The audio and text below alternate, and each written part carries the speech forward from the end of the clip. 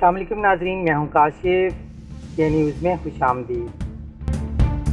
ناظرین، آج ہم آپ کو بتائیں گے کہ سعودی عرب میں پاکستانی عازمین حج کے لیے کیا انتظامات ہیں۔ پاکستان سے حج آپریشن کا آغاز جمعرات 9 مئی سے ہو رہا ہے۔ پہلی حج فلائٹ مدینہ منورہ پہنچے گی۔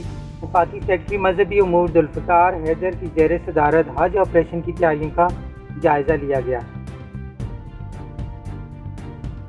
وزارت سے جاری بیان میں کہا گیا ہے کہ زوم میٹنگ میں ایڈیشنل سیکرٹری مذہبی امور ڈاکٹر سعید عطاء الرحمان، جوائنٹ سیکرٹری حج سجاد حیدر اور دیگر افسران نے شرکت کی۔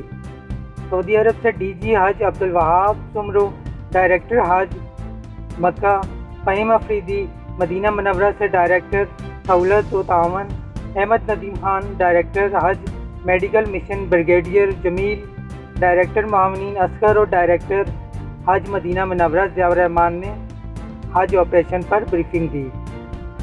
سیکرٹری مذہبی امور ذوالفقار حیدر نے تمام افسران کو ہدایت کی کہ عازمین حج کو ہر ممکن سہولتوں کی فراہمی کو یقینی بنایا جائے۔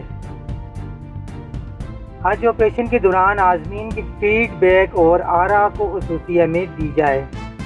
انہوں نے حج آپریشن سے متعلق عازمین کے سروے کے بعد ڈیٹا مرتب کرنے کی بھی ہدایت کی۔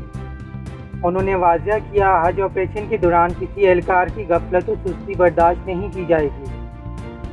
ڈی جی حج عبدالوہاب سمرو نے بتایا کہ 3 طوافہ کمپنیوں کو ایام حج میں منی عرفات میں سہولتوں کی فراہمی کے لیے ہائر کیا ہے۔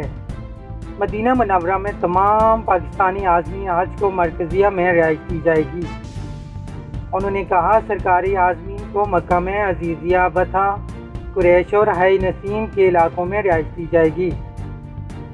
ڈائریکٹر سہولت و تعاون احمد ندیم نے بتایا کہ مدینہ منورہ، مکہ مکرمہ اور دونوں سعودی ایئرپورٹس پر عازمین کی سہولت و رہنمائی کے تمام شعبہ جات قائم کیے جا چکے ہیں۔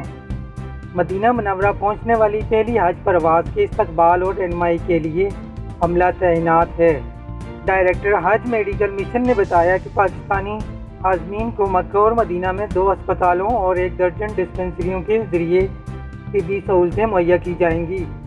ڈائریکٹر معاونین کے مطابق مکہ اور مدینہ میں عازمین حج کی رہائش، خوراک اور تفریح سہولتوں کی فراہمی کے لیے معاونین اپنی ذمہ داریاں سنبھال چکے ہیں اور 9 مئی کو پہلی حج پرواز کے مملکت پہنچتے ہی حج آپریشن کا باقاعدہ آغاز ہو جائے گا۔ تب تک کے لیے اتنا ہی۔ مزید اپ ڈیٹ کے لیے ہمارا چینل سبسکرائب کر دیں۔ اللہ نگہبان۔